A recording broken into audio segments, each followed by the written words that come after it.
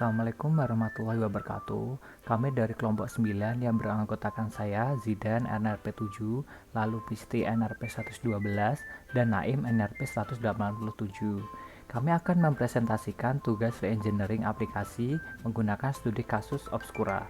Berikut adalah aplikasi lama Obscura, kemudian aplikasi baru Obscura. Obscura merupakan aplikasi untuk melakukan pemesanan studio foto. Aplikasi ini dibuat dengan menggunakan framework Falcon. Hanya terdapat satu role dalam aplikasi ini, yaitu admin atau pegawai studio. Admin atau pegawai studio dapat melakukan pengelolaan data tema atau dekorasi yang dimiliki oleh studio foto. Lalu, dapat mengelola data pemesanan studio foto, yaitu dengan menyetujui atau membatalkan pesanan, serta dapat melakukan pengelolaan akun seluruh admin. Untuk melakukan pemesanan, pengguna tidak perlu login, sehingga terdapat kemungkinan bahwa data pemesanan dapat di-spam oleh pihak yang tidak bertanggung jawab. Sebelum melakukan pemesanan, pengguna dapat mengecek ketersediaan studio foto dengan mengisikan waktunya. Pengguna kemudian dapat melakukan pemesanan dengan mengisi form yang membutuhkan data diri serta daftar pemesanan. Lalu, setelah melakukan pemesanan, akan ditampilkan sebuah invoice yang harus disimpan oleh pengguna. Kemudian, pengguna dapat mengecek status pemesanannya dengan mengisikan nomor invoice yang sudah disimpan. Kami melakukan re-engineering pada aplikasi ini menggunakan platform OutSystem. Di aplikasi yang baru ini, terdapat beberapa fitur tambahan. Salah satunya, ketika user ingin melakukan pemesanan, user atau pengguna diharuskan memiliki akun terlebih dahulu. Jadi, user harus login. Jika dia tidak memiliki akun, dia harus register terlebih dahulu. Ketika registrasi, pengguna diminta untuk data foto KTP sehingga admin dapat memastikan validasi pengguna. Setelah pengguna atau user melakukan registrasi, maka pada halaman admin akan muncul tampilan seperti ini. Ada user list di mana ada ID card foto yang dimaksud adalah foto KTP. Sedangkan pada logic user registernya, kami membuatnya seperti ini. Mulai dari mendapatkan username-nya sampai selesai. User di-set sebagai role-nya sebagai user, sehingga masuk ke dalam user list di halaman admin.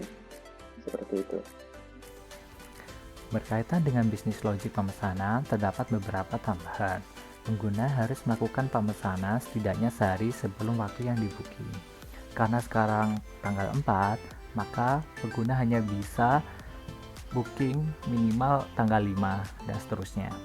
Untuk melakukan hal ini, konfigurasi yang harus dilakukan adalah sebagai berikut. Yang pertama, kita mengeklik input date terlebih dahulu, lalu kita arahkan ke menu atribut, lalu kita menambahkan atribut min, kemudian kita mengisikan atribut min dengan ekspresi sebagai berikut, yaitu kita menambahkan current date sebanyak 1, lalu kita ubah date time dari add days ini menjadi date, seperti itu. Kemudian pemesanan harus segera dibayarkan dan disetujui oleh admin maksimal 1 jam setelah pemesanan. Jika setelah 1 jam pemesanan belum disetujui oleh admin, maka pemesanan akan otomatis dibatalkan oleh sistem. Untuk membuat hal ini, maka pertama-tama kita harus membuat proses terlebih dahulu. Kita namakan proses ini wait system. Nah, wait system ini akan tertrigger ketika create booking dibuat. Kemudian kita melakukan wait ketika proses ini berjalan. Wait di sini kita isi sebanyak 1 jam. Timeoutnya 1 jam dari booking itu dibuat. Lalu kemudian wait ini akan berhenti ketika booking itu sudah disetujui oleh admin. Kemudian apabila waktu sudah melebihi 1 jam, maka dia akan melakukan pengecekan terlebih dahulu. Jika melebihi 1 jam, maka dia akan time out dan melakukan auto cancel. Berikut adalah contoh apabila pemesanan itu di cancel oleh sistem, maka dia akan di cancel oleh user itu sendiri. Di aplikasi yang baru ini, pengguna juga dapat melihat riwayat pemesanan yang pernah dilakukan, serta melihat masing-masing invoice dari pemesanan tersebut, sehingga invoice tidak perlu disimpan secara manual. Kemudian berikut ini penjelasan terkait penerapan fitur-fitur utama, yaitu berkaitan dengan pemesanan. Pada saat melakukan pemesanan, terdapat sedikit modifikasi. Kami mengubah field waktu selesai yang ada di aplikasi lama dengan field durasi, sehingga validasi untuk waktu pemesanan lebih mudah. Jadi nanti ada 1 jam, 2 jam, 3 jam. Seperti itu. Lalu kita save. Lalu ini bookingnya berhasil. Lalu untuk logic di belakangnya sebagai berikut. Jadi duration ini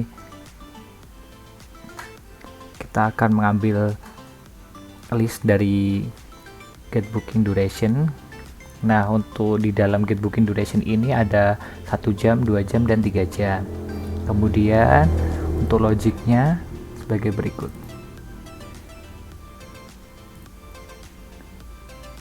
Nah, untuk booking end time-nya sebagai berikut. Untuk mengesain booking end time-nya, maka kita akan menambahkan jam. Ini awal mulanya itu dari start time, lalu sebanyak duration-nya. Jadi kita tadi memilih 2 jam, maka kita akan nambahkan 2 jam pada start time-nya. Start time-nya tadi jam 10 menjadi jam 12. Seperti itu. Untuk pengecekan ketersediaan studio foto, di kode aplikasi yang lama merupakan duplicated code.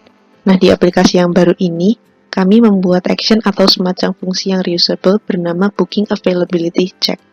Jadi, di action ini, kami mengambil seluruh data booking, kemudian dicek satu persatu. Jika booking yang sudah ada tidak dalam status cancel, maka dicek apakah waktunya bertabrakan. Jika ada yang bertabrakan, maka di waktu tersebut tidak dapat di-booking. Jika tidak ada sama sekali yang bertabrakan, maka di waktu tersebut dapat di-booking. Nah, action ini dipanggil pada saat melakukan pemesanan dan saat pengecekan ketersediaan studio foto. Lalu terdapat tambahan kolom is cancel pada tabel booking, karena di aplikasi lama, jika pemesanan dibatalkan, itu berarti pemesanan dihapus. Sedangkan di aplikasi baru yang telah kami re-engineering,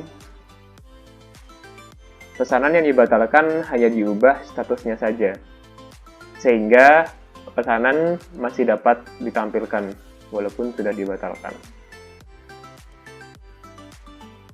Dari pengerjaan tugas re-engineering aplikasi yang telah dilakukan, kami menyimpulkan bahwa pengembangan aplikasi menggunakan low-code platform seperti OutSystems memiliki kelebihan, yaitu beberapa fitur bisa terbentuk secara otomatis, baik logiknya beserta interface-nya. Contohnya fitur CRUD dan fitur login. Nah, karena adanya otomatisasi tersebut, terdapat kekurangan juga, yaitu penggunaannya jadi kurang fleksibel. Jika ada yang ingin dimodifikasi sedikit saja, mengubahnya cukup merepotkan.